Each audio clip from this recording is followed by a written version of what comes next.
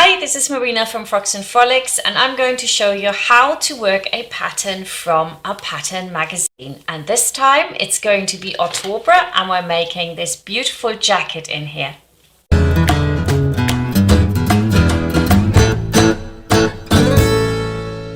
We're going to sew a jacket peacoat from Ottobre. Excited? Let's have a look at this. The first thing you have to do when you work with a pattern magazine or any other pattern is that you have to decide on the actual size. So you got to go page 25 and you find out what size you need.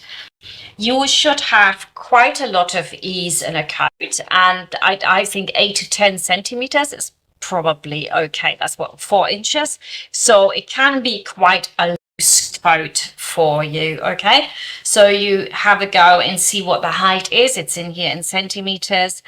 So in my case, I'm actually going to make it for a girl because I don't have a boy model, and I'm going to go do the size 146 so that it fits her next winter, and also in the winter after that. I think that'll last her a long time. Now with Ottobre patterns, you will find that the seam allowance is not included, that you have to add that. Of course, you don't have to add it where you have a fold. We'll come to that in a minute, but you have to add the seam allowance to every other edge of your pattern so that in the end they look like this. And we're going to do that together. So fear not, step by step to success with Frocks and Frolics and Ottobre this time. And then you have got some instructions and you just go straight to this. I have to say that when I look at this for the first time, or I looked at this for the first time, I went, oh my God, all these instructions, you know, they are a bit different to what I would normally do for a beginner. But then again, I think if we do it really slowly, this is totally doable. And once you've done it once, you probably get really hooked. They are quite good, these patterns, and you can make adjustments to them for fit as well. So you don't have to necessarily stick with it. Like I'm going to do it for a girl, so I probably will bring the shoulder in a little bit on the pattern, but that is not for today. For today, we're just going to get the pattern ready. So you have got a giant sheet. In fact, in your pattern magazine book, you have 3 different sheets, and you will find out which sheet you need is just looking here on page 43. It says pattern sheet E and it's red. So I know that's what I'm going to have to trace through. So I'm going to draw out all the pieces, and I'm starting with a sleeve as an example to you. So the underarm sleeve has to be red. It is number 6. So I'm finding it on my big sheet. I find my size, then I place the pattern tracing paper over the top so that I've got a little bit left all the way around the outside because we still need to add the seam allowance to it. Then I take the set square and basically I guide the pencil around with the set square all the way.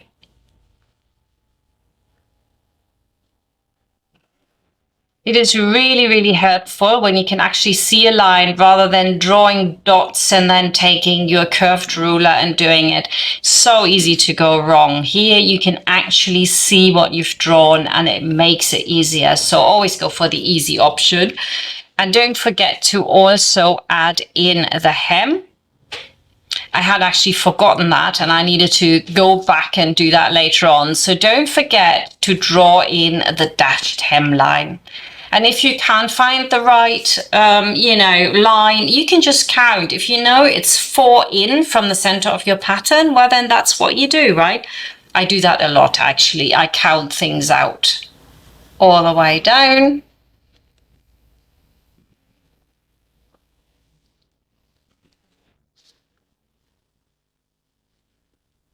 Excellent. And then the next thing is to do the curves. Curves are always better done by hand, or if you have a curved ruler, but actually you don't need it. Don't go out and buy one if you don't have one, and this might be the only time you ever use it. So now I'm going to check that I've got all my markings on there that are on the pattern as well. It will tell you that in your instructions, so you can have a look what it is, what it's called. You transfer all of that to your pattern. And in this case, it's the undersleeve. I just call it sleeve B. And we're going to cut that 2 times in the shell fabric. And for the lining, we're also going to cut it 2 times, but we're going to cut it shorter along the hemline. And then I'm going to also draw a line for the grain line. Great. And now I can give this a tick off. I've done it, and I can go on to the next one. And in this case, it's my sleeve. So I'm going to draw around my sleeve. Same applies. And here I'm a bit confused. I don't know which one is the one that goes down. So I'm just quickly counting it out. 1, 2, 3, 4. And so I know, well, that's where my pencil has to sit. And then I go down. And if you're not quite sure, you can always lift up your tracing paper just to check where you need to go, because you might not see it all that well, but I suppose all of you will see it very well. It's just me, my eyesight isn't the best anymore, so it sometimes takes me a bit to see stuff. So this is my sleeve A now, and I've write my size on. It's a size 146 for the German ones or the Europeans, and it's age 10 to 12 for all the English customers. Don't forget to transfer the markings for the top of the sleeve as well. And that's it. I'll do that with all my other patterns. Now we're going to do the front pieces, just quickly showing you the finished one here. What we want to do is draw everything out exactly as it is there. We're not starting doing the facing, then the front, and then the lining. We're doing it in one, and then we're going to go ahead and we're going to trace again our facing and the lining so that we have separate pieces. For the lining, we're also always cut off here the dashed line. We don't need that. So that's quite important. It's really easy to get it wrong if you start tracing these all separately. Yeah, we don't want to do that. We want to do it in one go and then start tracing from there and then add our seam allowances in. So let's get started with that. And now we're going to trace through our facing and our lining. And you can always check with your Ottobre magazine what it is that you are cutting out. And you can see here there's a little pencil next to what we need to cut here. And that means that you're cutting it out of the main master copy, basically. And I'm going to do my facing first. And again, I'm going to let my pencil run alongside my set square, which is really easy. It's really nice, and it makes it so much quicker than any other method. And I'm going to go all the way down to the end, including the hem for this one, because it is a facing. Wonderful. And then we're going up. There's a little curve, and you can see that even small curves you can do with a straight ruler if you do it the way I'm doing it here. But then when you have a really pronounced curve, you really do want to do it by hand all the way around. And I think it's so much better to trace it off from something you've already drawn, because that way you will know it is exactly the same. It's so easy to get some of these lines wrong when you're going from this sheet, all those different lines in it. It's just not that easy. And I'm marking the center front all the way down. And I'm also marking my grain line. And then the last thing is always to write on it what it is, so that you don't get confused later on and say, oh, I don't know what this is. I mean, it's pretty obvious what it is, but just in case you're doing it for the first time, you might want to do that. We need those 2 times in shell fabric, and they need to be mirror image, and we will also interface that. But we might interface the entire front, actually, as they're suggesting here. That is the shaded part of the pattern illustration, and it says, well, it's shaded, so basically it would be a good idea to interface the whole front. And then we are going to make the lining slightly shorter. That's going to be drawn across where we have the hem. And then for the curves, I'm going to just do it by hand. Go down. And it's important to always check that you have drawn on the right markings, because they will be helpful later, and then you write on what it is. In this case, it's a lining 2 times, mirror image, and whoopsie daisies in lining. And there we go. And now we're going to do the same for the back. Again, you've got in your little booklet that little pencil mark next to it, which means that you're cutting from this master pattern, and that this master pattern should have all the markings for the lining and the master on it. And there you go. You can see the little pencil here, and that means that you have to trace those pieces out from your master plan, so to speak. We've got a left side, we've got a right side. So here is quite important that we get those right. So let's get those traced off. And we're doing the right side. We're leaving off the hem. Almost did it wrong, but not quite. And we're going in for that one. There we go. All the way up. Mark the points that you can see.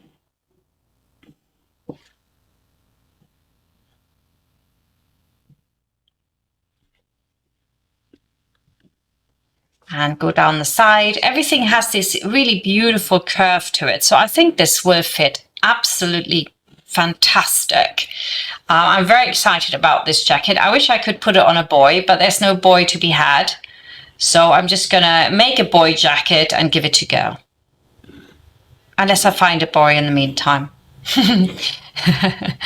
But I think it's nice for a girl as well. It just should close the other way around then, but I'm just going to do it boy style so nobody gets confused. Okay, so I'm marking this down as well. This is my back, and that's the right side, and it's lining, and we're cutting it once. So I write all this down. It's so easy when you start cutting out and you haven't really familiarized yourself enough with it that you cut the wrong stuff. We don't want to do that.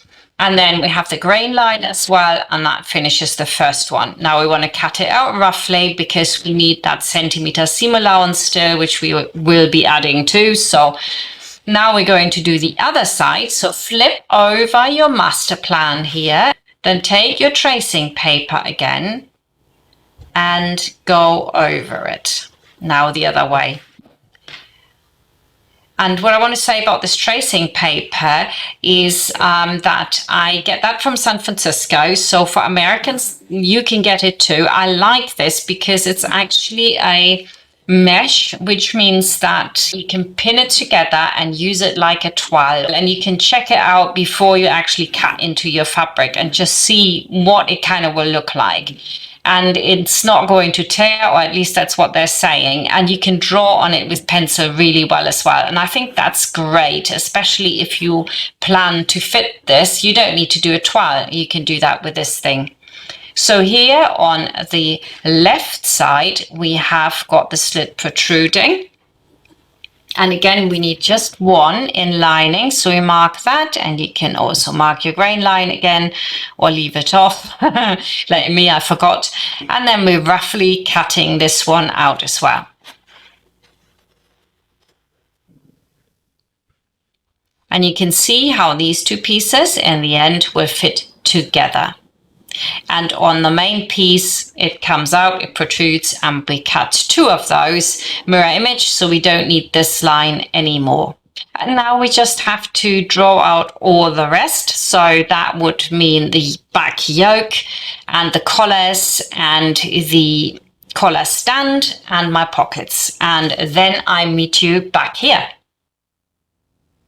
Now that you've traced everything through, your next step is to add the seam allowance to it, and you will get then a really cool pattern that looks a little bit like this. So let's do that now. Now, to get your seam allowances on, you have got on your set square lines for every 1/2 centimeter, so it's dead easy. You place a set square on where there's a centimeter, and then you just follow the set square with your pencil. So I'm moving the set square around slightly where I have a curve, and it's just so easy to do. The only place you can't do that is, of course, where you have a curve, and you have to put your dots here vertical to the seam so that it's an even seam allowance all the way around. I do that all the way up, and then we can draw it in really nicely as well, and that's it basically. I hope that you are not frightened off by this, but you're thinking, wow, I can do this. With Marina's help, I'll get it done. So basically, seam allowances are drawn all the way around every single pattern piece that you have, except in those places where there is a fold line. So for October, that would be those little dashed lines on the side. That means there's a fold there, so that's not where you want to do it, okay? And then when I'm done with this, and also do it along the hem. And if you want to be notified of my next video, to tick that little bell for the channel so that you don't miss out. But the next one, where we're going to prep everything up, make some pattern alteration and get it all cut out, is going to be in 4 weeks. And now I just have to do all the rest of them.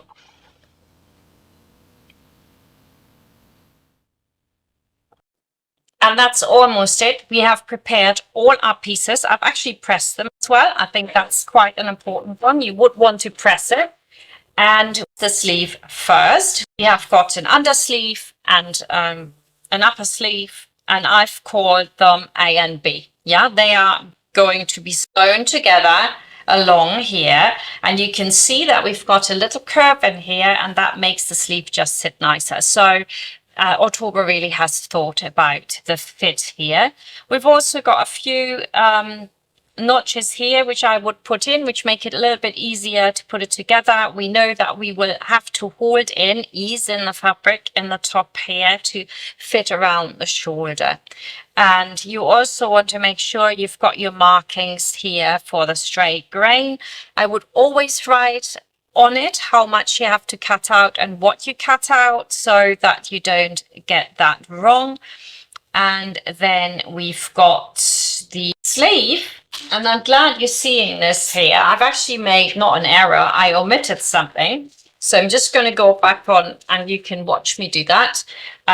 Nobody's perfect.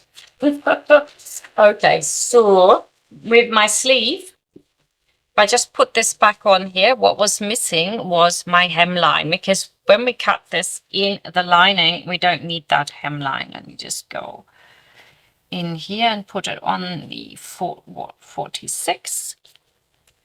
There we go, perfect. So it sits right on there. What I didn't mark was the hem.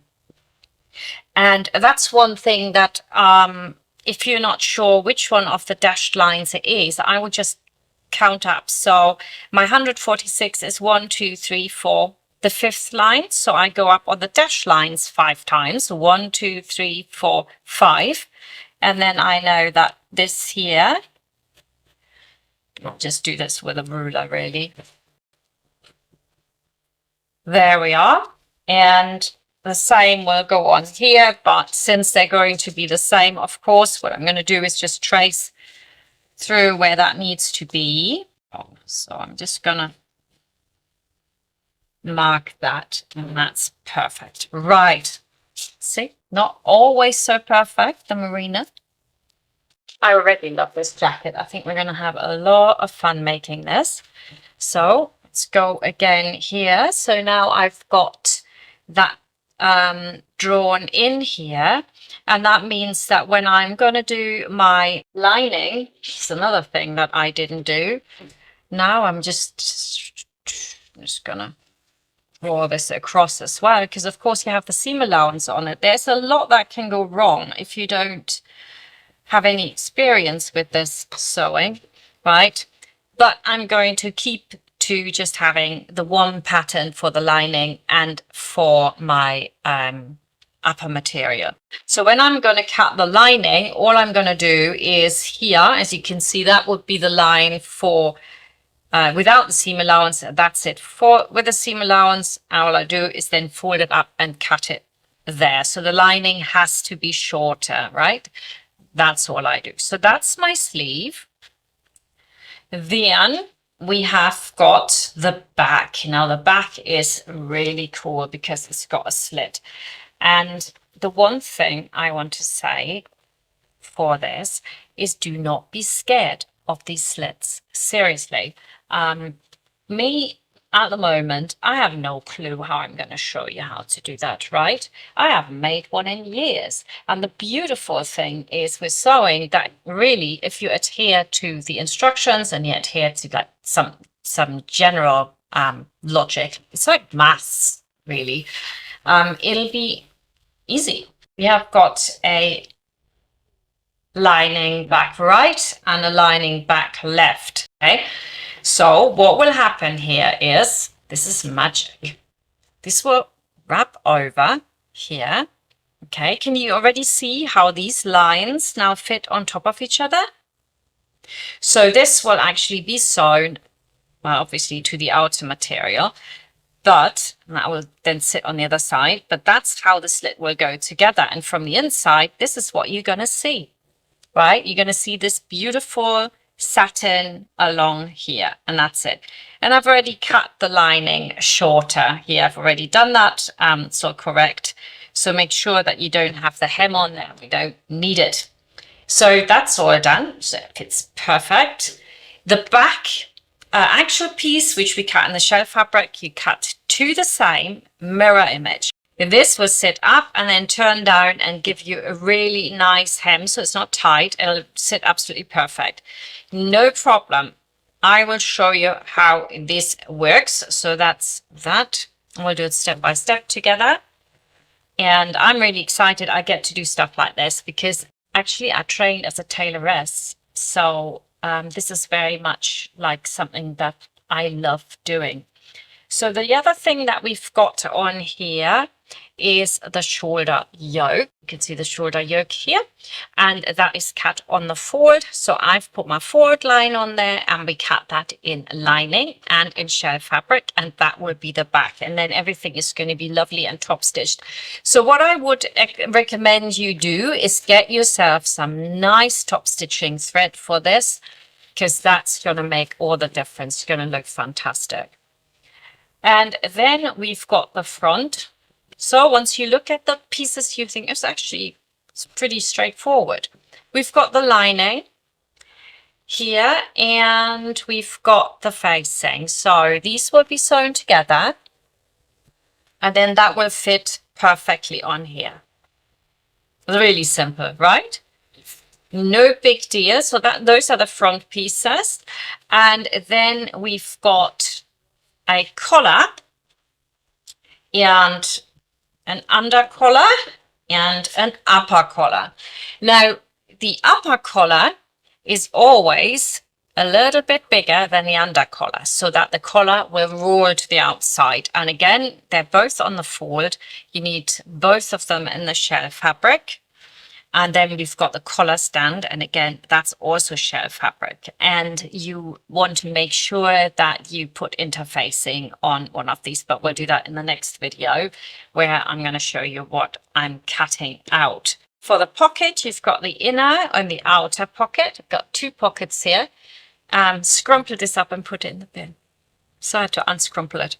And then we've got the pocket welt. So we're going to do a lovely welt pocket in here. What I like particularly about this magazine is that you have got some really fabulous drawings for a lot of the stuff that's in there. Like this is for the welt pocket. I really love how that's drawn out. It's very, very nice.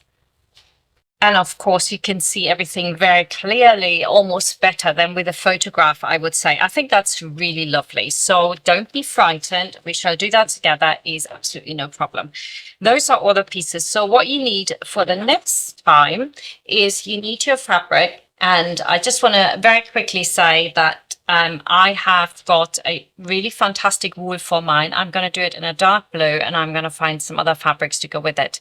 And I haven't quite done that yet, but you need to have a wool fabric. And the nice thing about, of course, these pattern books, they're quite detailed. It will tell you exactly what you need. And again, you find that on page 43. It's 1.5 meters in lining, and it's 1.5 meters basically in wool.